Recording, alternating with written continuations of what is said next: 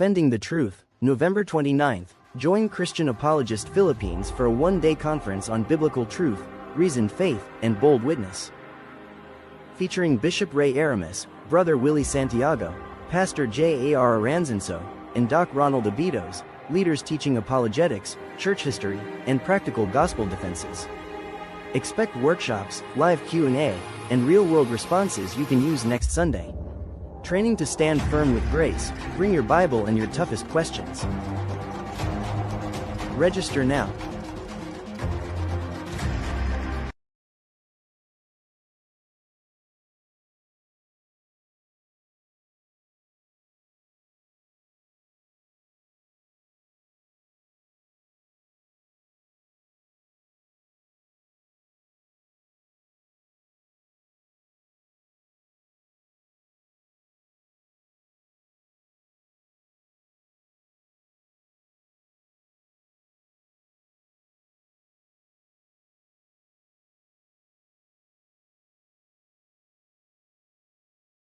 Po ngayong araw na ito, November 1, ang maraming mga tao nandyan na po sa mga simenteryo, nandyan na po sa mga libingan.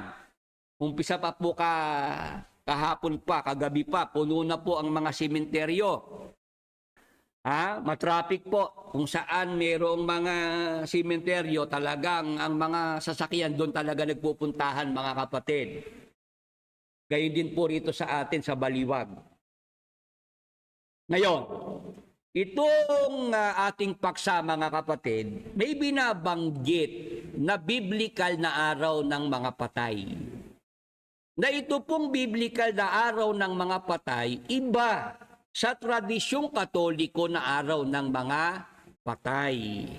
Ibig sabihin, tayo po, mga kapatid, sang-ayon tayo na talagang mayroong araw ng mga patay na biblical, na nasa Biblia. Ngayon, itong nasa Biblia na araw ng mga patay, iba ito sa ating kinagisnan, tradisyong Katoliko, na November 1, nagpupunta sa mga simenteryo, sa mga libingan, dahil nga dyan sa tradisyong kinagisnan na yan, na dapat daw puntahan yung mga nakalibing, yung mga patay nating mga yumao, mga mahal sa buhay, kasi pagka daw hindi sila pinuntahan doon sa libingan, malulungkot. Tama po. Pag daw wala nang nakakaala-ala sa mga yumao nating mga mahal sa buhay, yung mga nasa libingan, malulungkot sila. Pagka sila'y walang dalaw, baka tayo dalawin. Mamili kayo dadalaw o kayo dadalawin? Ayun, mga kapatid. Sa ating natutunan noong nakaraang linggo, kung natatandaan nyo pa, itong tradisyong Katoliko na araw ng mga patay, ito po pala ay nag-umpisa. Hindi naman talaga November 1. Doon po sa Wikipedia, sinasabi, ito po ay May 13. Nag-umpisa. Oo, taong 609 o 610. May 13. Sa pamamagitan ni Papa Bonifacio IV. Ngayon, nagbago lang po, nalipat lang petsa ng November 1 sa panahon na po ni Papa Gregorio III, taong 731 to 741. Yan po, mga kapatid, mga ka-Bible study, yung binibigay sa ating impormasyon na ito palang araw ng mga patay na ito, hindi pala ito ipinagdiwang sa panahon ng Panginoong Jesucristo. Hindi ipinagdiwang sa panahon ng mga apostol. Matagal nang wala ang mga apostol dito sa lupa, nang yan po ay umpisahang i-celebrate, mga kapatid. Yan pong araw ng mga patay, mga kapatid, mga ka-Bible study, tinatawag na Todos los Santos, tinatawag na undas dito po sa Pilipinas, yan po ay isang tradisyon, kaugalian. Na sinasabi sa Colossus 2:8, ang tradisyon po tradisyon na mula sa tao, yan po ay hindi nagmula kay Kristo, mga kapatid. Mag-ingat kayo upang hindi kayo mabihag ninuman sa pamamagitan ng walang kabuluhan at madayang katuruan na hindi kay Kristo nagmula, kundi sa mga tradisyon ng mga tao. Kaya sa Biblia po, mga kapatid, pagka ang ating ginagawa sa relihiyon, sa paglilingkod sa Diyos, yung ginagawa natin ay ayon lamang sa tradisyon ng mga tao, wala palang kabuluhan yan. Pag sinabing walang kabuluhan, wala pong kwenta. Yun po ay useless. Invalid, lumalabas, mga kapatid. No, ngayon, bakit po na walang kwenta, walang kabuluhan? Sabi sa Marcos 7:7, 8, walang kabuluhan ang pagsamba nila sa akin, na nagtuturo ng kanilang pinakaaral ng mga utos ng mga tao. Nilisan ninyo ang utos ng Diyos at inyong pinanghahawakan ng salit-saling sabi ng mga tao. Sa Tagalog po ay sinasabi dyan salit-saling sabi ng mga tao. Doon po sa English, ISB, you abandon the commandment of God and hold to human tradition. Yan po ang nangyayari, mga kapatid. Maraming mga tao sa panahon natin ito, ang mga ginagawa nila, ang mga sinusunod nila, hindi naman pala utos ng Diyos, kundi utos ng tao, tradisyon ng tao. Yun po ang malungkot. Ang ginagawa natin, walang kabuluhan. Nagpapagod tayo sa walang kabuluhan, gumagastos tayo sa walang kabuluhan. Tama po ba? Lalo ngayon, ang taas ng presyo ng bulaklak, ng kandila, kasi nga dahil sa ganyang okasyon, sayang po yung pera, lumalabas. Ano po? Ang marami sa atin, handa talagang gastusan yung pagbili ng bulaklak, pagbili ng kandila para dalhin sa sementeryo, ialay doon sa puntod, sa nicho. Mga kapatid, yung ating ginagawa na yun hindi naman utos ng Diyos. Pagka ang ginagawa natin yung utos ng Diyos ating tinatalikuran at ang ginagawa natin utos ng tao, yun po ay nahuhulog sa katahang isip na paniniwala, mga kapatid.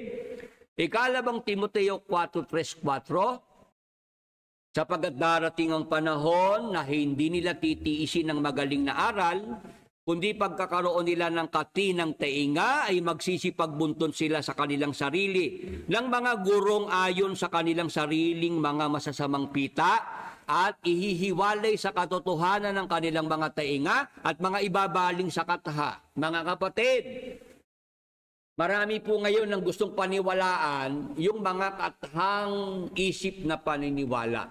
Mga naimbento lang, naisip lang ng tao. Kagaya po nitong tradisyong ito na araw ng mga patay. Hindi utos ng Diyos, hindi itinuro ng Panginoong Hesukristo, hindi itinuro ng kanyang mga apostol. Naisip lamang po, naipatupad. Amen.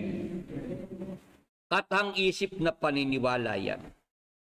Kaya tinatawagan natin ng pansin yung ating mga kababayan, yung ating mga kaibigang mga Katoliko. Pag-aralan niyo po yung nasa Biblia. Maganda po yung ating ginagawa, dapat sigurado tayo. Dapat yung ating ginagawa makabuluhan. Kasi meron pong mga ginagawa ang marami, walang kabuluhan dahil katang-isip. Dahil utos lamang ng tao. Ngayon, ito pong ginagawa ng marami na dyan sa mga simenteryo, sa mga libingan, inaayusan yung nicho, yung puntod. Wala naman tayong sinasabing masamang gawin yan.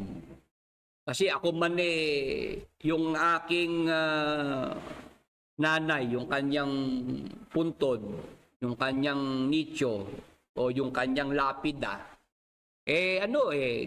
pinapalinis ko rin po yun eh. Kasi alam ko may mga bumibisita rin sa kanya na mga kamag-anak. Gusto naman natin na kung may bibisita sa kanya na mga kamag-anak natin, na mga Katoliko ang paniniwala, kahit paano naman maging maayos naman. Ano po? Hindi natin yun sinasabing masamang linisan, ayusin. Ang punto lang natin dyan mga kapatid, may sinabi si Jesus Christ na may mga taong mga hypocrites, mga mapagpaimbabaw, ano ginagawa nila? 23-29 ang Mateo. Ang nakasulat po'y ganito, Saaban ninyo mga eskriba at mga pariseyo, mga mapagpaimbabaw, sapagkat itinatayo ninyo ang mga libingan ng mga propeta at inyong ginayakan ang mga libingan ng mga matuwid. Sa panahon ni Jesus Christ, nakita niya po yung ginagawa ng mga mapagpaimbabaw. Mga hypocrites, yung mga plastic, ano po yon? Yung mga libingan, yun ang kanilang ginagayakan, yun ang kanilang pinapaganda. Ano po? Bakit po sinasabing yun po'y gawa ng mga mapagpaimbabaw? Kasi yung mga nandun sa libingan, yung mga patay na nakalibing doon mga kapatid, kahit ano pa gawin natin, di na po nila yun malalaman. Tama po. Wala nang malay yung mga nakalibing kung ano man ang ating gawin. Bumili ka ng mamahaling bulaklak, bumili ka ng mamahaling kandila, hindi na nila yun malalaman. Hindi na nila yun ma-appreciate. Tama po. Kasi sabi po sa Biblia, 9:5-6 ng Ecclesiastes, alam ng buhay na siya'y mamamatay, ngunit ang patay ay walang anumang nalalaman. Hindi dapat kung kailan patay na, saka tayo ngayon magkukumahog na gusto nating gawin na magpadama ng pagmamahal. Mga kapatid, yung ginagawa nating iyon, baliwala na yun. Kasi patay na eh. Tama po. Sabi nga ng kasabihan, aanhin pa mo kung patay na kabayo. Kaya dapat, mga kapatid, meron tayong mahal sa buhay, habang sila po'y nandyan pa, kasama pa natin, habang sila'y buhay pa, doon natin gawin yung pagpapadama ng pagmamahal. Amen. Doon natin ipakita yung ating pagmamahal, ipadama yung ating respeto sa ating mga mahal sa buhay. Mga anak tayo, nandyan pa yung ating mga magulang. Gawin natin yung kaya nating gawin. Ipadama natin yung ating pagmamahal sa ating mga magulang habang sila po'y nabubuhay pa. Amen. Kasi pagka sila namatay na, wala na po yung ating, wala nang kabuluhan yung ating mga gagawin pa para sa mga pumanaw. Amen. Galatia 6:10, sabi po, kaya nga samantalang tayo'y may pagkakataon, ay magsigawa tayo ng mabuti sa lahat. Yung paggawa ng mabuti, gagawin natin yan habang may pagkakataon tayo. Yung pagmamahal, ating ipadama habang buhay pa yung ating mga mahal sa buhay. Wag na ho nating hintayin pang sila pumanaw. Mamatay, saka tayo ngayon gagawa ng effort para magpadama ng pagmamahal. Di ba yun nga naikwento ko na yung mga napuntahan ko nung araw na mga lamay, burol, mayroong iyak ng iyak, naglulupasay sa sahig. Kamag-anak ng nanay ko yun . Pinsang buo ng nanay ko, bali tiyahin ko yun, bata pa akong maliit may pa ako noon kakulitan. Sabi ko sa mami ko, Mami, ba't sobra naman makaiyak yung pinsan mo? Yung naglulupasay, talaga palahaw sa kaiiyak. Sabi sa akin ng nanay ko, Pili, wag kang makulit. Yan kasi malaki atraso sa namatay. Sabi ng nanay ko, yung daw pinsan niya, kasi ang namatay yung nanay yun ikang malakas umiyak sa lamay. Yung hinihimatay pa, yun ika ang maraming atraso sa namatay. Kaya ako, yun ang natandaan ko na pagka merong lamay, burol, kung sino yung iyak ng iyak, yung talagang nag-hysterical, sabi ng nanay ko, yun ang maraming atraso doon sa namatay. Kumbaga, nandun yung guilty feeling, nandun yung siya nagsisisi sa kalooban niya, nanghihinayang na meron siyang hindi nagawa para sa kanyang yumao na mahal sa buhay. Yun ang ibig ko sabihin, mga kapatid. Habang nandyan pa yung ating mga mahal sa buhay, huwag tayong magsawa na magpadaman ng pagmamahal. Tayo mga anak, Brother Willie, makulit na tatay ko, talagang ganun. Pagka tumatanda ang tao, ang isip niya ni bumabalik sa pagkabata. Makulit na talaga. Ikaw rin naman kako, makulit ka nung araw Diba? Nung ikaw ang bata't makulit, nagtiyaga tatay mo sa'yo, nanay mo sa'yo. Ngayong siya naman ang tumanda at nagiging makulit, hindi mo naman mapagpasensyahan. Give and take lang yan. Amen. Tama po ba? Nung bata ka, ulit-ulit din yung pagsasalita mo Diba? Kasi nagsasani ka magsalita, ulit-ulit ka magsalita. Ang magulang mo natutuwa dahil yung pagsasalita mo nasasanay ka. Ngayong matanda na si tatay, si nanay, ulit-ulit na rin magsalita, sabi ng anak, ano yan, Anli? Ganun ang mga kabataan ngayon Si tatay naman Anli. Anli sa kakulitan. Dapat nakahanda tayong magpasensya. Kasi nung panahong tayo ang bata't makulit, nagtiyaga sa atin si tatay at si nanay. Tama po. Kung ngayon sila naman ang nagiging makulit na, dapat tayong mga anak ang magpapasensya naman. Amen. Yan ang dapat nating maintindihan, mga kapatid. Ngayon, pagka naman ang sitwasyon, mga kapatid, gaya ngayon, November 1, nag-iipon-ipon ang ating mga kamag-anak sa mga simenteryo. At tayo pinapakiusapang tayo pumunta at makipagkita sa kanila, mag-reunion. O tayo ba'y magkakasala kung tayo magpunta sa sementeryo. Para sa mga kamag-anak nating mga buhay na nagre-reunion, o hindi naman tayo magkakasala. Kasi nasa motibo yan, mga kapatid. Si Apostol Pablo, nung panahon niya, araw ng Sabat, araw ng pamamahinga, nagpupunta sa sinagoga para yung mga Hudyo Griego makipagpaliwanagan siya at mahikayat niya sa pananampalataya. Amen. 18:4 ng Gawa. Si Apostol Pablo, araw ng Sabat, nagpupunta sa sinagoga hindi para mangili ng Sabat, kundi para hikayatin yung mga Hudyo, mga Griego, para sumampalataya sa Panginoong Jesucristo. Dapat, ganyan ang ating motibo, mga kapatid. Matuto tayong makibagay, makisama, para makahikayat. Amen!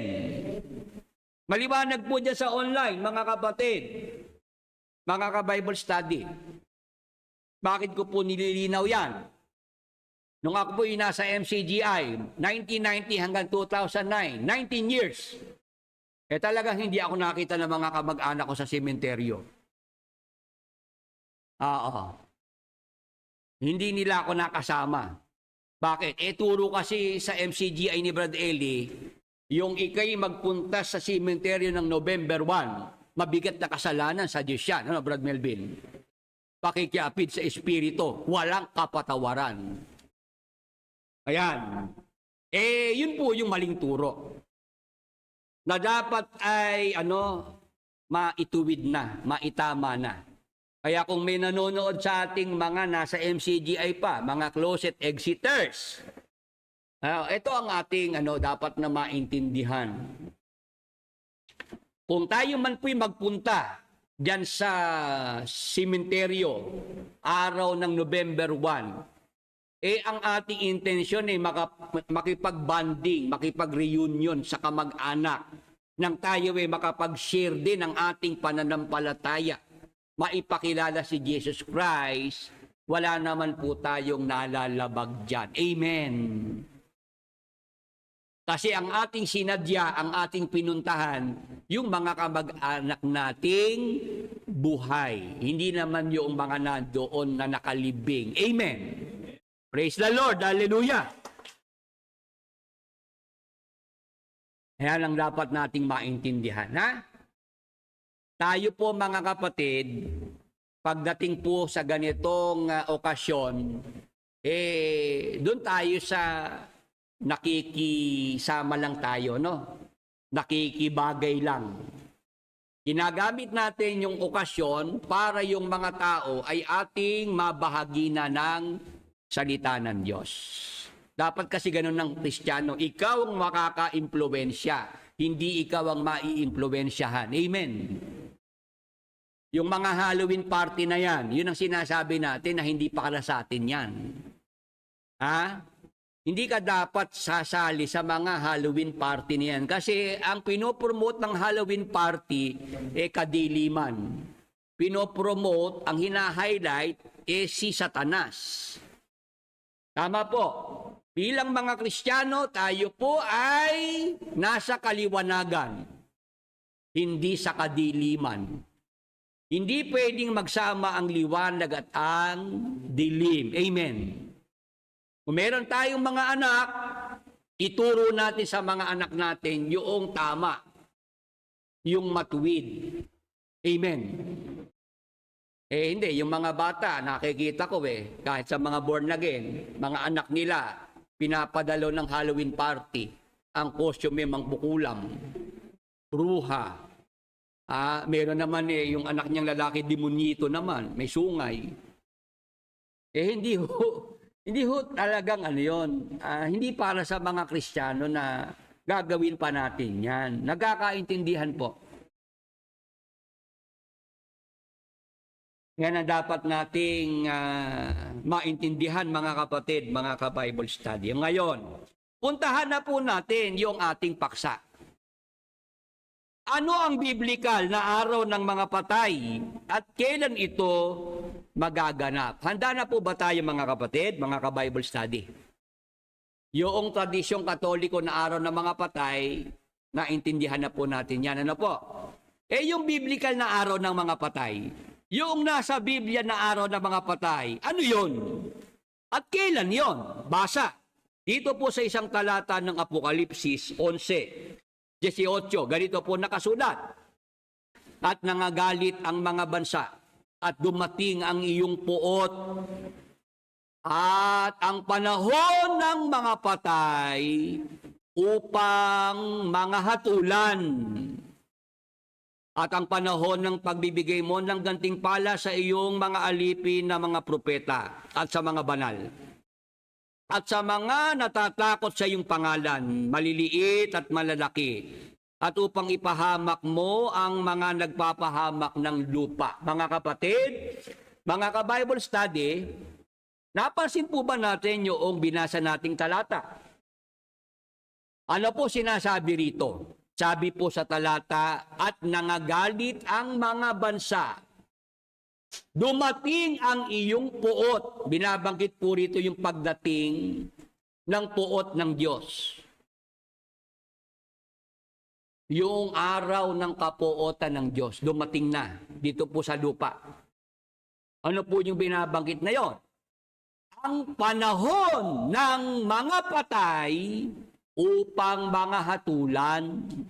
Meron po palang binabanggit sa Biblia, mga kapatid, mga ka-Bible study, na panahon ng mga patay. Ano po ang gagawin sa mga patay pagdating po ng panahon ng mga patay? Ang panahon ng mga patay upang mga hatulan. Mga kapatid, mga ka-Bible study, ano po yung biblical na araw ng mga patay? Ang biblical na araw ng mga patay, yan po yung binabanggit sa talata, ang panahon ng mga patay upang mga hatulan. Ito po yung panahon na yung mga patay ay hahatulan ng Diyos. Amen. Maliwanag po ba dyan sa online? Pwede po bang mag-komento yung mga nanonood at nakikinig sa online. Dito po sa Biblia, sa talatang binasa natin, meron pong araw ng mga patay. Ito po yung araw na yung mga patay hahatulan ng Diyos. Ang binanggit po rito, panahon ng mga patay upang mga hatulan. O ngayon, ito pong binabanggit na ito, na ang panahon ng mga patay upang mga hatulan. Ano po ba yung binabanggit na panahon dyan? Kung ating pag-aaralang mabuti, ano po ba yung tinutukoy dito na panahon ng mga patay para hatulan ng mga patay? Basa sa Gawa 17:31. Sapagkat siya'y nagtakda ng isang araw na kanyang ipaghuhukom sa sanglibutan. Ayon sa katwiran, sa pamamagitan ng lalaking kanyang itinalaga, na ito'y pinatunayan niya sa lahat ng mga tao nang siya'y buhayin niyang mag-uli sa mga patay. Mga kapatid, nakikinig po ba? Yung binabanggit na panahon ng mga patay, ito po pala yung itinakda ng Diyos na isang araw na kanyang ipaghuhukom sa sanglibutan. Ano po yung araw ng mga patay sa Biblia? Ito po pala yung araw ng paghuhukom. Ang araw ng mga patay na siyang araw ng paghuhukom para ang mga patay ay hatulan ng Diyos. Amen. Maliwanag po ba sa mga nandyan po sa online, sa ating mga kapatid, sa ating mga ka-Bible study? Ang araw ng mga patay na biblikal, ito po yung tinatawag na araw ng paghuhukom. Na kung saan lahat ng mga patay, huhukuman ng Diyos, hahatulan ng Diyos. Amen. Ngayon, sino po ang huhukom, hahatol? Yan po sa lahat ng mga patay na yan. Ang ating Panginoong Jesucristo, sapagkat siya'y nagtakda ng isang araw na kanyang ipaghuhukom sa sanglibutan ayon sa katwiran, sa pamamagitan ng lalaking kanyang itinalaga, na ito'y pinatunayan niya sa lahat ng mga tao nang siya'y buhayin niyang mag-uli sa mga patay. Sino po, mga kapatid, mga ka-Bible study, ang hahatol, huhukom yan sa lahat ng mga patay, sa araw ng mga patay, sa araw ng paghuhukom? Ang ating Panginoong Jesucristo. Ibig sabihin, ang biblical na araw ng mga patay, hindi ang November 1. Kasi ang November 1 na araw ng mga patay, tradisyong Katoliko. Amen. Ang biblical na araw ng mga patay, yan po yung araw ng paghuhukom. Araw ng paghatol ng Panginoong Jesucristo sa lahat ng mga patay. Amen. Praise the Lord. Hallelujah. Yung mga nandyan po sa online, naintindihan niyo po ba yan? Ito pong binabanggit na isang araw na kanyang ipaghuhukom sa sanglibutan sa lahat ng mga patay. 24 oras po yan, mga kapatid. Isang araw Katunayan po, Roma 2:16.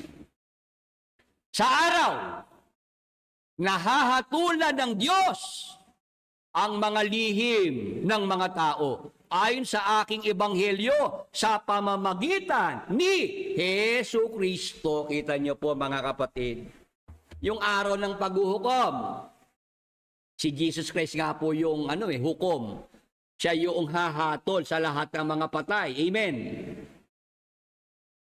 Kailan po mangyayari yon? Sabi ng Apostol Pablo, sa araw na hahatulan ng Diyos ang mga lihim ng mga tao ayon sa aking ebanghelyo sa pamamagitan ni Jesucristo. Mga kapatid, nung pag-aralan po natin yung salitang Griego na araw, o ipakita natin yung Greek word. Sabi po rito, Haimera. Haimera. Sa Greek word. Yung isang araw. Araw. Haimera. Ano po ang kahulugan? Definisyon. The period from sunrise to sunset. Or from one sunrise to the next.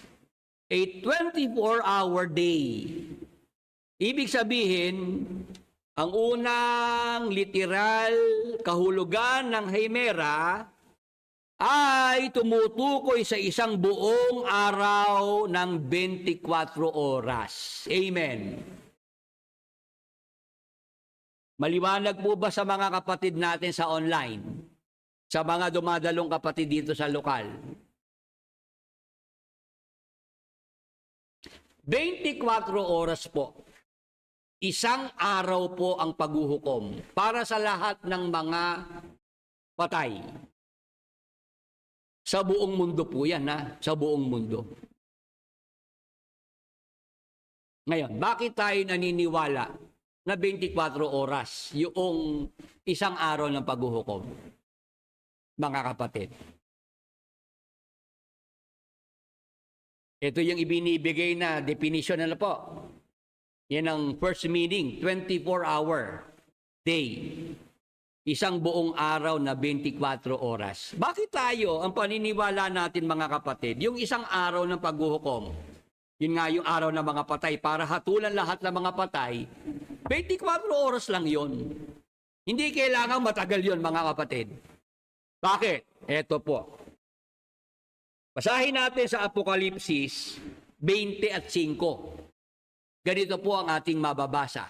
Ang mga iba sa mga patay ay hindi nangabuhay hanggang sa ganap ang 1,000 taon. Meron palang mangyayaring pagkabuhay na mag-uli sa mga patay pag naganap na ang 1,000 taon. Ang mga iba sa mga patay ay hindi nangabuhay hanggang sa naganap ang 1,000 taon. Ano dapat nating maintindihan dito mga kapatid? Yung kasing mabubuhay, malalakip sa unang pagkabuhay na mag-uli. Sila po yung makakasama sa 1,000 taon na paghahari ng Panginoong Hesukristo. Amen. Ngayon, after 1,000 years ng paghahari ng Panginoong Hesukristo dito po sa lupa, mabubuhay naman yung ibang mga patay. Nagkakaintindihan po. Mayroong mabubuhay na mga patay after 1,000 years. Pag naganap na yung 1,000 taon ng paghahari ng Panginoong Hesukristo. Hindi sila nasama doon sa unang pagkabuhay na maguli. Kasi ang mga makakasama sa unang pagkabuhay na maguli, lahat ng mga naging dapat sa Diyos, makakasama sa 1,000 taon ng paghahari ng Panginoong Hesukristo. Amen. Ngayon, eto na. Natapos na ang 1,000 taon, naganap na ang 1,000 taon. Eto na yung mga patay, mabubuhay na maguli. Ano mangyayari sa mga patay na yan na nabuhay after 1,000 years? Basa sa isang talata ng Apokalipsis 20:11 naman. Ito makikita natin. At nakita ko ang isang malaking luklukang maputi at ang nakalukluk doon, na sa kanyang harapan ng lupa at ang langit ay tumakas at walang nasumpungang kalalagyan nila. Ito na po ang nakita ng Apostol Juan. Isang malaking luklukang maputi at mayroong nakalukluk doon. Nakaupo doon sa trono na yon. Ngayon, ano nangyari diyan sa harapan ng trono na yan? Malaking luklukang maputi. Tuloy ang basa natin. At nakita ko ang mga patay, malalaki at maliliit, na nakakatayo sa harapan ng luklukan. At nangabuksan ng mga aklat at nabuksan ng ibang aklat na siyang aklat ng buhay. At ang mga patay ay hinatulan ayon sa mga bagay na nasusulat sa mga aklat ayon sa kanilang mga gawa. Tandaan natin mga kapatid, after 1,000 years, nabuhay na yung mga patay na ito. Tama po. Pero nang sila humarap sa luklukang maputi para hatulan, ang tawag pa rin ay patay. Amen. Nabuhay na sila physically, pero tinatawag pa rin mga patay. Bakit po patay? Kasi spiritual silang patay. Patay sila spiritually. Hiwalay sa Diyos, walang relasyon sa Diyos. Amen. Nagkakaintindihan po. Lahat ng ito na mga patay na nakatayo sa harapan ng luklukang maputi, mga kapatid, sila'y humarap dyan sa luklukan para sa ano? Para yung mga aklat ay mabuksan. Para sila mahatulan. Hahatulan sila ayon sa mga bagay na nasusulat sa mga aklat ayon sa kanilang mga gawa. O ngayon, tuloy natin ang basa. Kasi meron pong iba ang paniniwala, meron pang kaligtasan itong mga patay na ito. Nahaharap sa luklukang maputi. O tingnan natin kung tama sila. Kung totoo yung aral na yon na meron pang kaligtasan. At ibinigay ng dagat ang mga patay na nasa kanya. At ibinigay ng kamatayan at ng Hades ang mga patay na nasa kanila. Mga kapatid, mga ka-Bible study, lahat pala ng patay natatayo dyan sa harapan ng luklukang maputi, lahat pala sila nanggaling sa Hades, sa impyerno. Kasi nga, mga hiwalay sa Diyos. Tama po. Dahil sa kasalanan, dahil sila po hindi sumampalataya sa Panginoong Jesucristo. Lahat ng patay na nanggaling sa Hades, sa impyerno, yung iba galing pa sa dagat. Ano po?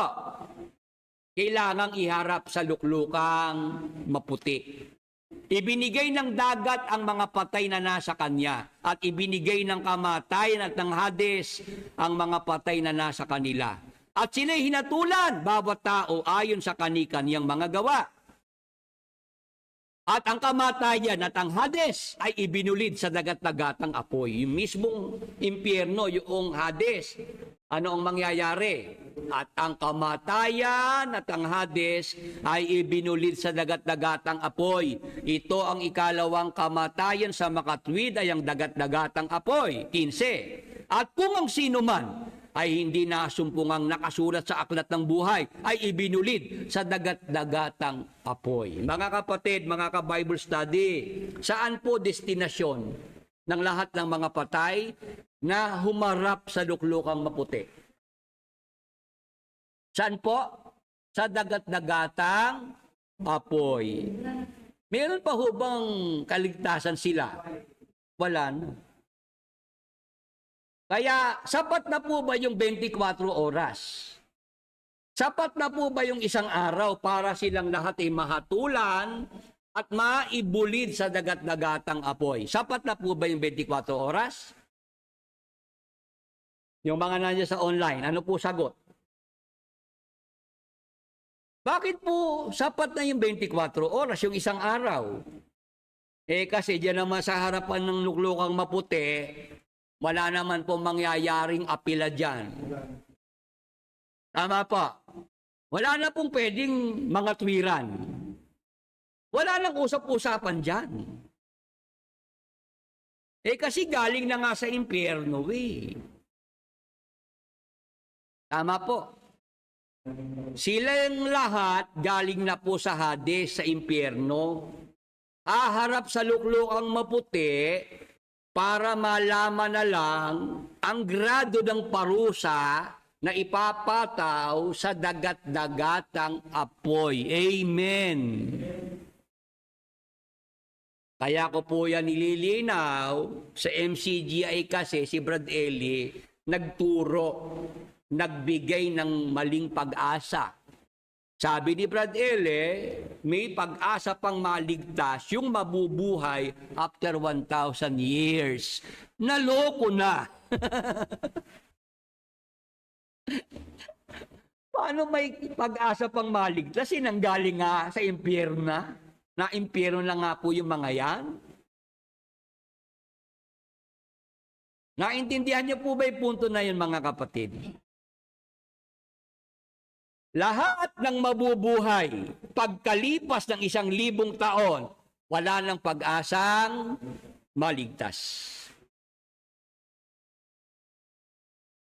Kasi lahat sila po ay kondenado na. Lahat sila po ay nanggaling na sa impyerno, na parusahan na doon.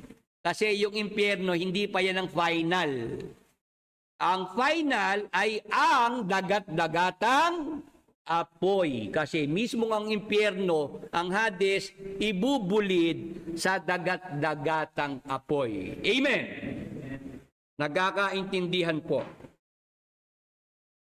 Ngayon, anong katunayan na ang ating Panginoong Hesukristo, siya yung nakita ni Apostol Juan, na hukom na nakaupo sa luklukang maputi, mga kapatid. Kasi may mga iba ang sabi, yan ika-Diyos Ama.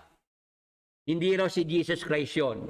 Ano patunay natin na ang Panginoong Hesukristo ang nakaupong hukom doon sa luklukang maputi? Basa. So Juan 5:22, 27, sapagkat ang Ama'y hindi humahatol sa kanino mang tao, kundi ipinagkaloob niya sa anak ang buong paghatol. Mga kapatid, yun ho bang talata, maliwanag na o ipapaliwanag pa? Sabi po dyan ang Ama hindi humahatol sa kanino mang tao, kundi ipinagkaloob niya sa anak ang buong paghatol. Iba yung Ama, iba yung anak. Kasi ang Ama, siya ang nagkaloob sa anak ng buong paghatol. Ang Ama hindi humahatol sa kanino man tao. Ang anak, si Jesus Christ yun. Siya po ang humahatol. Amen. 27. At binigyan niya siya ng kapamahalaang makahatol sapagkat siya'y anak ng tao. Yung Ama ang nagbigay ng kapamahalaang makahatol. Yung anak naman ang binigyan ng kapamahalaan. Amen! Pagka Tagalog, madali namang maintindihan. Ano po? Iba yung nagbigay sa binigyan. Maliwanag po dyan sa online. Ang Ama ang nagbigay ng kapamahalaang makahatol sa anak ng tao. Kaya ang hahatol, huhukom sa lahat ng mga patay, sino po? Si Jesus Christ.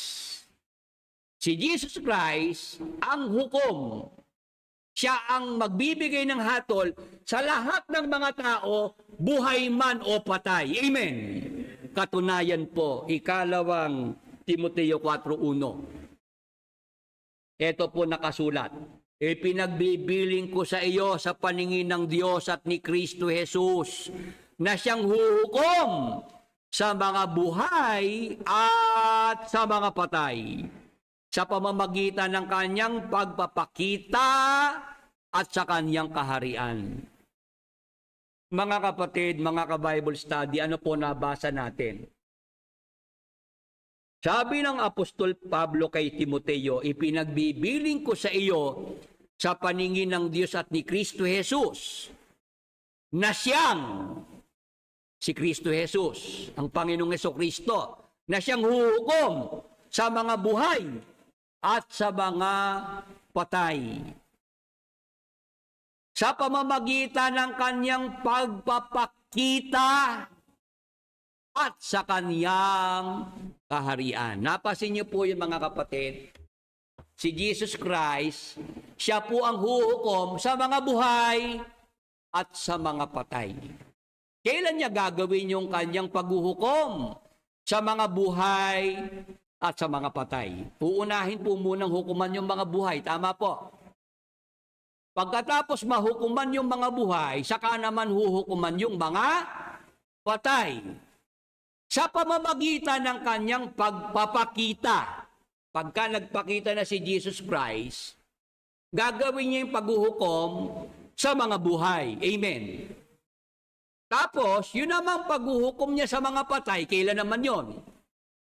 At sa kanyang kaharian. Ano dapat nating maintindihan dito, mga kapatid?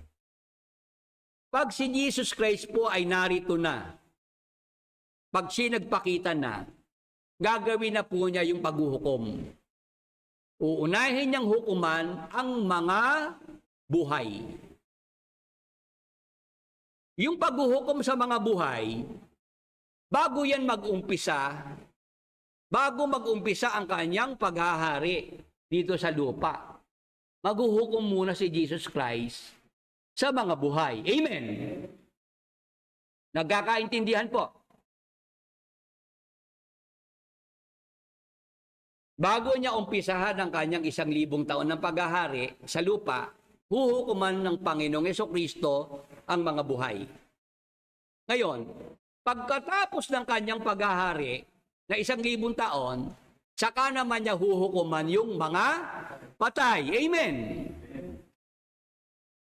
Kasi kaya ko po gustong yan linawin. Marami po kasi nagkamali tungkol dyan sa paghuhukom ng Panginoong Jesucristo.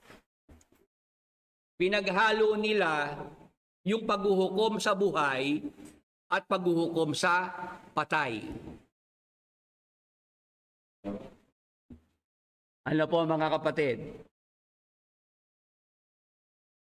Yung paghuhukom para sa mga buhay, gagawin yan bago ang 1,000 taon ng paghahari. Yun naman paghuhukom sa mga patay, pagkatapos ng 1,000 taon ng paghahari. At 1 araw lang yon. Kasi doon sa harap ng luklukang maputi, wala nang apila, wala nang objection, Your Honor. Di ba sa korte, sa Pilipinas, kaya matagal ang proseso, may mga objection, di ba? Yung abogado, hihingi pa ng receipt. Tama po.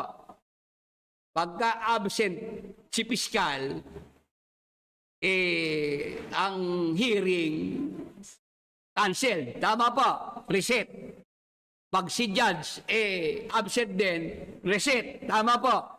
Kaya dito sa lupa, ang hearing, tumatagal. Kasi nandyan din yung mga objection. Objection, Your Honor. Yung mga apila. Pero doon sa harapan ng luklukang maputi, wala dong aapila-apila. Wala dong mga objection. Tama po. O ngayon, yung paghuhukom sa mga buhay, mga kapatid, anong paghuhukom yun? Eto, basahin natin. Mateo 25:31 hanggang 46. Tatapat pagparito ng anak ng tao na nasa kanyang kaluwalhatian.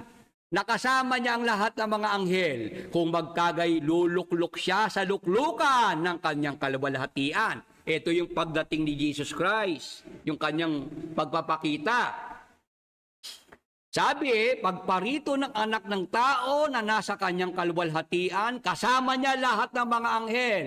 Kung magkagay, luluklok siya sa luklukan ng kanyang kaluwalhatian. Ano mangyayari?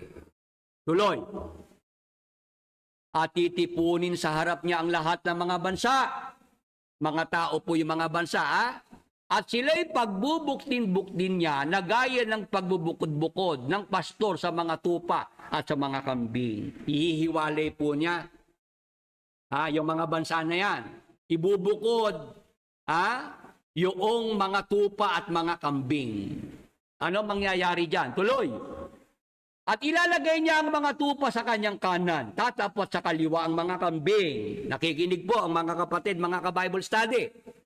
Yung mga tupa dito sa kanan, yung mga kambing sa kaliwa. Ano mangyayari? Tuloy. Kung magkagay sasabihin ng hari, sana nga sa kanyang kanan, magsasalita ang hari si Jesus Christ. Magsiparito kayo mga pinagpala ng aking ama, manahin ninyo ang kahariang nakahanda sa inyo buhat ng itatagang sanglibutan. Kasi uumpisahan na po yung 1,000 taon ng paghahari. Kaya ang gagawin ng hari, ng Kristong hari na siyang hukom din, ibubukod, ise-separate ang tupa sa kambing. Ang tupa sa kanan, ang kambing sa kaliwa. Ngayon, magsasalita ang hari sa mga tupa na nasa kanyang kanan. Magsiparito kayo mga pinagpala ng aking ama. Manahin ninyo ang kahariang nakahanda sa inyo, buhat ng itatagang sanglibutan. Dito yan sa lupa mangyayari. Tuloy. Sapagat ako'y nagutom at ako'y inyong pinakain. Ako'y nauhaw at ako'y inyong pinainom. Ako'y naging taga-ibang bayan at inyo akong pinatuloy. Naging hubad at inyo akong pinaramtan. Ako'y nagkasakit at inyo akong dinalaw. Ako'y nabilanggo at inyo akong pinaroonan. Yan ang sinabi noong Haring Kristo sa mga tupa na nasa kanyang kanan. Tuloy. Kung magkagay, sasagutin siya ng mga matuwid na magsasabi, Panginoon, kailan ka naming nakitang nagutom at pinakain ka namin? O nauuhaw at pinainom ka? At kailan ka naming nakitang isang taga-ibang bayan at pinatuloy ka? O hubad at pinaramtan ka? At kailan ka naming nakitang may sakit o nasa bilangguan at dinalaw ka namin? Mga kapatid na nakikinig, meron ditong usapan no po? Nagsalita ang hari, tapos sumagot naman yung mga tupa. Tama po. Ngayon, ano sagot ng Kristong hari? Tuloy. At sasagot ang hari at sasabihin sa kanila, katotohanang sinasabi ko sa inyo, yamang inyong ginawa sa isa dito sa aking mga kapatid, kahit sa pinakamaliit na ito, ay sa akin ninyo ginawa. Mga kapatid na nakikinig, mayroon pong mga nagbasa nito, pinagkamalian. Kasama na dyan si Brad Eli. Para kay Brad Eli, itong pangyayaring ito na nandyan yung mga tupa sa kanan, nandyan ang mga kambing sa kaliwa. Kay Brad Eli, idinudugtong niya ito sa Apokalipsis 20, 11, yung luklukang maputi. Yung mga ibubulit sa dagat-dagatang apoy. Magkaiba ho yan, mga kapatid. Magkaibang tiyempo yan. Bakit? Kasi dito, mga buhay ito. Itong kausap dito ni Jesus Christ. At mayroong salitaan. Tama po. Sa Apokalipsis 20, yung binasa natin kanina, 11 hanggang 15, wala nang salitaan doon. Wala nang pag-uusap doon. Nagkakaintindihan po. Yung mga nandiyan sa online, naintindihan niyo po ba? Kasi nung araw, pag yan binasa sa pasalamat, nagbigay ng paliwanag si Brad Eli, yung Mateo 25:31 patuloy, dinudugtong sa Apokalipsis 20:11 hanggang 15. Maling dugtong yun. Bakit? Kasi itong nasa Mateo 25, ibinasa natin, hindi naman mga patay ito Buhay nga ito. Nakikipagsalitaan nga sa hari Panginoon, kailan ka namin nakitang nagutom at pinakain ka namin? Nauho, pinainom ka namin. Tama po. Sabi naman ng Kristong hari, yamang inyong ginawa sa isa dito sa aking mga kapatid, kahit sa pinakamaliit na ito, sa akin ninyo ginawa. dapat nating maintindihan, sa pagbabalik ni Jesus Christ, kailan yon? Sa panahon po ng malaking kapighatian. Tatapusin niya ang malaking kapighatian. Ngayon, merong mga lahing Hudyo na mga kalahi ni Jesus Christ, yun ang tinutukoy niyang mga kapatid niya. Amen. Mga sumasampalatayang Hudyo sa Panginoong Hesukristo sa panahon ng malaking kapighatian. Ngayon, yung mga gagawa ng pagmamalasakit sa mga Hudyo na sumasampalataya, si Jesus Christ ang tumatanaw ng utang na loob. Amen! Sila po yung mga tupa, yung mga bansa, mga hindi lahing Hudyo na nagmalasakit sa mga Hudyo na sumasampalataya. Amen! Sila po yung sinabihan ng Panginoong Hesukristo, yamang inyong ginawa sa isa dito sa aking mga kapatid, kahit sa pinakamaliit na ito, sa akin ninyo ginawa. Kaya ang sabi ng Panginoong Hesukristo, manahin ninyo ang kahariang nakahanda sa inyo, buhat ng itatag ang sanglibutan. Ibig sabihin, sila yung binibigyan ng kaligtasan, binibigyan ng pagkakataon para makapasok doon po sa paghahari ng ating Panginoong Hesukristo. Amen. Maliwanag po ba yan sa ating mga kapatid, sa mga nasa online? Hindi po ito yung nasa Apokalipsis. Kasi sa Apokalipsis, ang haharap doon, mga nabuhay after 1,000 years. Ito po kasi bago mag 1,000 years. Umpisahan yung kanyang 1,000 taong paghahari. Mga buhay ito. Itong mga nakaharap sa luklukan ng Kristong Hari. Mga buhay. Nagkakaintindihan po. Ngayon, ituloy natin ang basa. Kung magkagay sasabihin naman niya sa mga nasa kaliwa, magsilayo kayo sa akin, kayong mga sinumpa at pasaapoy na walang hanggan na inihanda sa diablo at sa kanyang mga anghel. Meron naman palang mga itataboy si Jesus Christ. Sasabihan niya yung mga kambing na nasa kanyang kaliwa, magsilayo kayo sa akin, kayong mga sinumpa at pasaapoy na walang hanggan na inihanda sa diablo at sa kanyang mga anghel. Tuloy! Sapagkat ako'y nagutom at hindi niyo ako pinakain, ako'y nauhaw, hindi niyo ako pinainom. Ako'y naging isang taga-ibang bayan at hindi niyo ako pinatuloy. Hubad at hindi niyo ako pinaramtan. May sakit at nasa bilangguan at hindi ako dinalaw.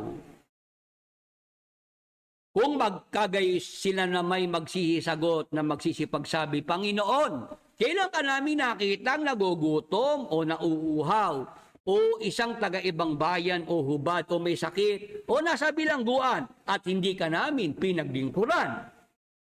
Kung magkagayoy sila'y sasagutin niya na sasabihin, katotohanan sinasabi ko sa inyo, na yamang hindi ninyo ginawa sa maliliit na ito ay hindi ninyo ginawa sa akin.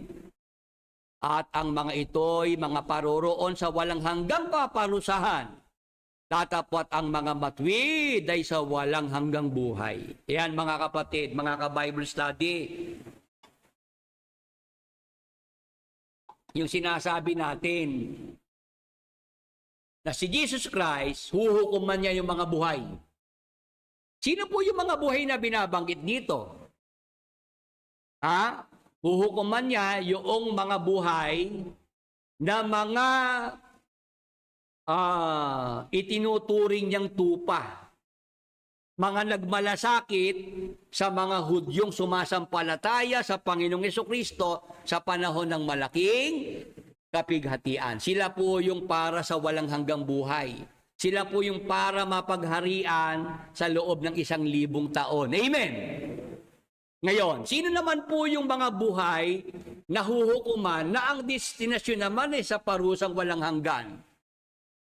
Yun naman po yung mga itinuring na mga kambing, na mga hindi nagmalasakit sa mga Hudyong sumasampalataya sa Panginoong Hesukristo sa panahon ng malaking kapighatian. Sila naman po yung dadalhin doon sa apoy na walang hanggan. Amen. Maliwanag po ba yan sa mga kapatid na nasa online? Huwag nating pagsasamahin, huwag nating gagawing isa yung itong nasa Mateo 25 sa Apokalipsis Kapitulo 20. Magkaibang pangyayari yan. Amen. Kasi itong nasa Mateo 25, paghuhukom yan para sa mga buhay. Bago umpisahan ng 1,000 taon ng paghahari ng Panginoong Hesukristo. Yun naman nasa Apokalipsis Kapitulo 20, 11 patuloy, pagkatapos ng 1,000 taon ng paghahari at lahat ng mga patay dyan, wala nang maliligtas. Wala nang kaligtasan kasi ang destinasyon ay ang dagat-dagatang apoy. Amen! Yung turo na mayroon pang pag-asang maligtas, wala na yan. Kasi po mga kapatid, ang pag-asa sa kaligtasan, hindi po yung pagkatapos ng 1,000 taon. Ang pag-asa sa kaligtasan, kailan? Basa, 2 Korinto 6:2. Ito po nakasulat. Sapagkat sinasabi niya, sa panahong ukol kita'y pinakinggan, at sa araw ng pagliligtas, kita'y sinaklolohan. Narito, ngayon ang panahong ukol. Narito, ngayon ang araw ng kaligtasan. Mga kapatid, mga ka-Bible study, yung pag-asa sa kaligtasan, yung tsansang maligtas, kailan po yan? Kailan po? Ngayon. Ngayon po sa panahong ito. Ngayon po sa panahon ng biyaya. Amen. Sa panahon ng grace period. Amen. Sa panahon na narito pa ang iglesia, nag-o-offer ang Diyos ng kaligtasan. Amen. Pagkatapos po ng panahong ito, mga kapatid, pag lumipas na ang grace period, 1,000 taon ng paghahari ni Jesus Christ, lumipas na. After 1,000 years, meron pa hubang i-offer na kaligtasan? Wala na. Dahil nga po, after 1,000 years, yung lahat ng tatayo sa harapan ng luklukang maputi ay para ibulid sa dagat-dagatang apoy. Kaya yung paniniwala ng mga Katoliko na yung mga nasa libingan, pagka ipinagdasal, ipinagpamisa, pwede pang mapunta sa langit. Kung nasa purgatory, mahahango sa purgatorio at madadala sa langit. Mga kapatid, hindi totoo yun. Kasi ang panahon ng kaligtasan, ngayon. Ngayon tayo ay nabubuhay dito sa panahong ito. Amen. Pag tayo namatay na at natapos na ang grace period sa panahong ito, wala na pong pag-asa sa kaligtasan. Amen. Dapat ngayon pa lang. Dapat ngayon pa lang sumampalataya na sa Panginoong Hesukristo. Dapat ngayon pa lang ikaw ay kumilalat at maglingkod sa Panginoong Hesukristo. Amen. Ngayon ang panahong ukol. Ngayon ang araw ng kaligtasan. Amen. Praise the Lord. Hallelujah. Sabihan natin yung ating mga mahal sa buhay, yung ating mga kamag-anak, yung ating pamilya. Ngayon tayo dapat sumampalataya. Ngayon. Huwag na natin hintayin pa yun. Sabi ni Brad Ele, after 1,000 years, may pag-asa pang maligtas. Naloko na.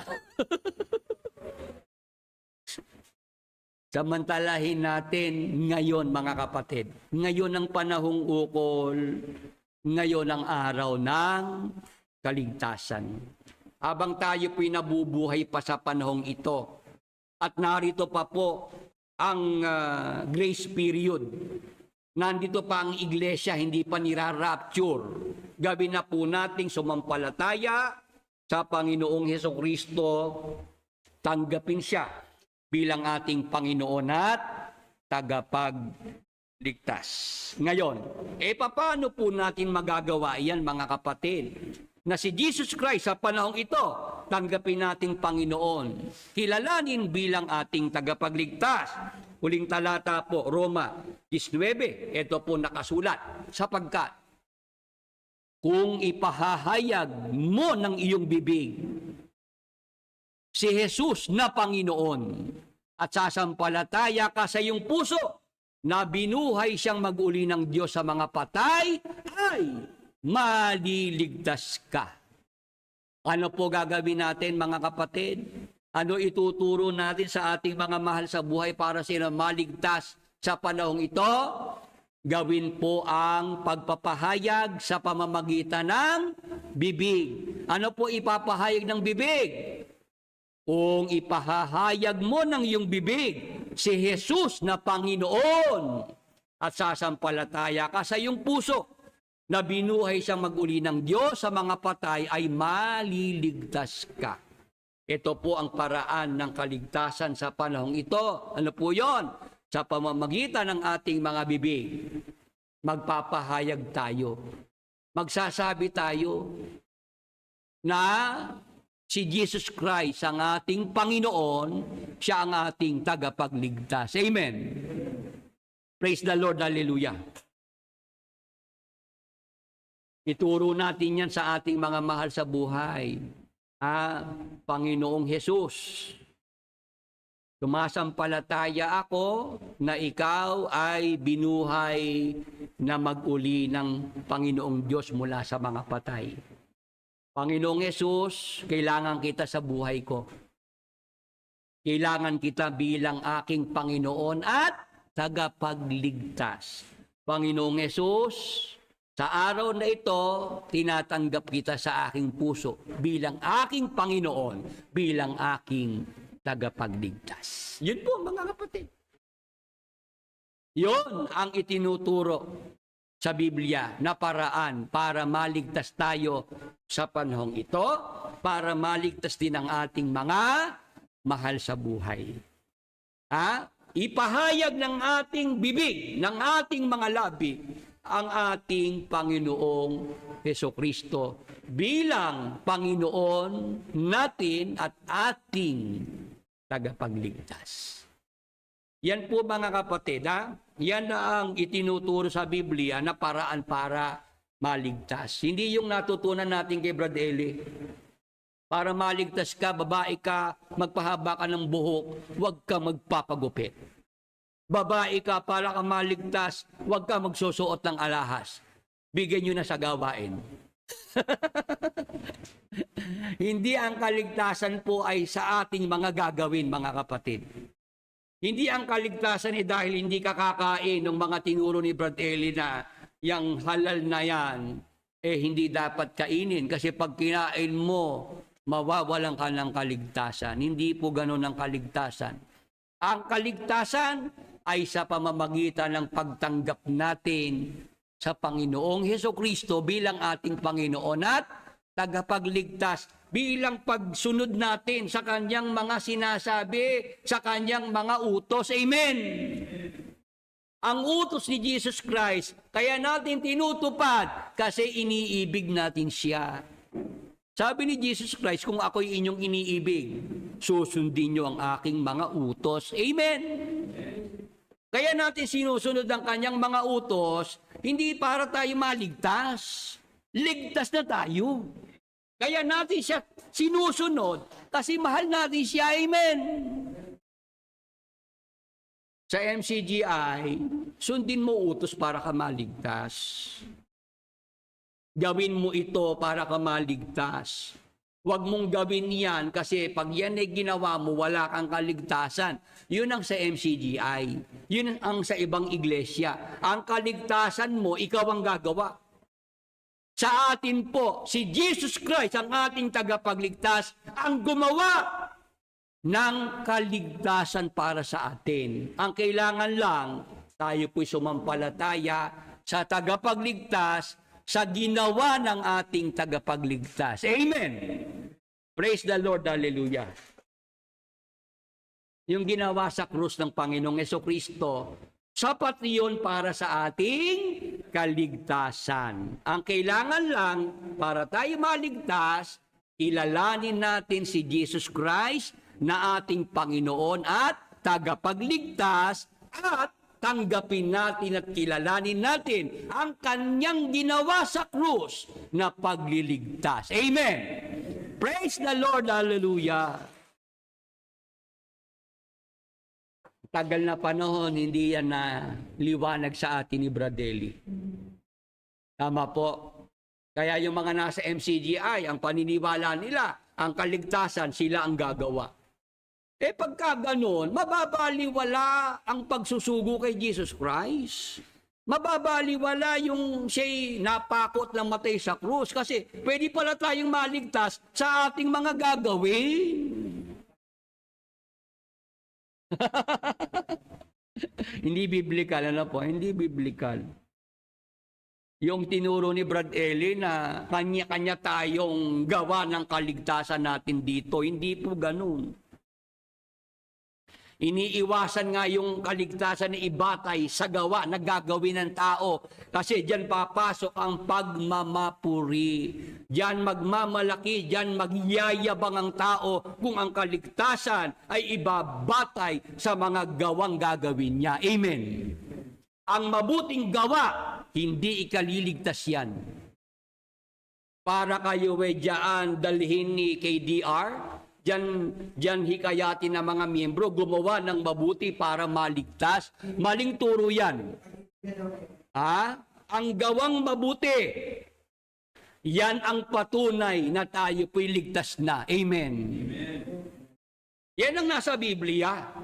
Ang gawang mabuti ang ebidensya, ang patunay na tayo po'y may kaligtasan na. Kaya ka gumagawa ng mabuti, kapatid, kasi ikaw ay may kaligtasan na. At yung mga gawang mabuti na yan, gagantimpalaan, bibigyan ng rewards. Sa MCGI baliktad, para ka magkaroon ng kaligtasan, gumawa ka ng mabuti. Isang araw lang. Mali pong turo yon.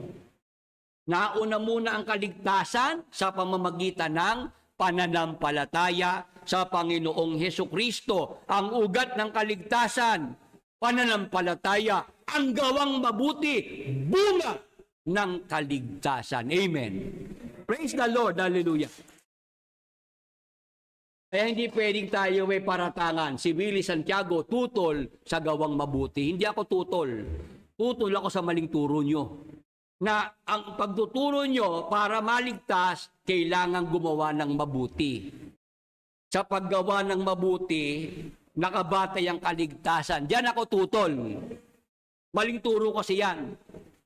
Ang itinuturo natin, yung gawang mabuti, patunay na tayo po'y naligtas na. Resulta yan, bunga yan ng ating kaligtasan. Amen! Praise the Lord, hallelujah. Pag-ibig. Sana malinaw kung anong klaseng pag-ibig yun. Ang nakikita ko pag-ibig sa salapi. Sa kanila, sabi, tuwing magkakatipon, puro pera na lang pinag-uusapan. Puro pera na lang, kaya marami nang nag-i-exit kasi nakakahalata na sila puro pa-target. Yung mga pinasikat ng Itbulaga na Daklones, yun ang kanilang ngayong suki sa KD Rock. Yun ang nagko-concert, yung mga Daklones. Doon nililibang ang mga miyembro. Sa mga concert, sa mga palaro, para pagkakitaan. Kasi ang itinuturo, doon sila maliligtas. Hindi po ganon, mga kapatid. Para maligtas si Jesus Christ, ating kilalanin bilang ating Panginoon at tagapagligtas. Ang ating labi, ang ating bibig, dapat magpahayag. Ipapahayag na siya ating Panginoon at tagapagligtas. Ipapahayag natin na tayo po'y sumasampalataya na siya'y muling binuhay ng Diyos na maguli mula sa mga patay. Hanggang dito po ang ating paksa. I hope yung ating mga kapatid, mga ka-Bible study, naging maliwanag ang ating paksa na pinag-aralan. Salamat po sa inyong oras, sa inyong pagtutok dito po sa ating Bible study ito. Pagpalain po tayo ng ating Panginoon. Magandang araw po sa inyong lahat.